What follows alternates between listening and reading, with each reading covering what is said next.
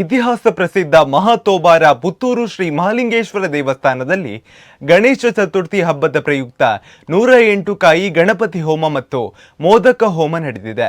ದೇವಳದ ಪ್ರಧಾನ ಅರ್ಚಕ ವೇದಮೂರ್ತಿ ವಿಎಸ್ ಭಟ್ ಅವರ ವೈದಿಕತ್ವದಲ್ಲಿ ಗಣಪತಿ ಗುಡಿಯ ಬಳಿ 108 ಕಾಯಿ ಗಣಪತಿ ಹೋಮ ಮತ್ತು ಗಣಪತಿ ಗುಡಿ ಮುಂದೆ ವೇದಮೂರ್ತಿ ಜಯರಾಮ್ ಜೋಯಿಷ ಅವರ ವೈದಿಕತ್ವದಲ್ಲಿ ಮೋದಕ ಹೋಮ ನಡೆದಿದ್ದು, ಮೋದಕ ಹೋಮ ನೆರವೇರಿಸಿದ ವೇದಮೂರ್ತಿ ಜಯರಾಮ್ ಜೋಯಿಷ ಅವರು ಪೂರ್ಣಾಹುತಿ ಸಂದರ್ಭ ಪ್ರಾರ್ಥನೆ ಮಾಡಿದ್ದಾರೆ.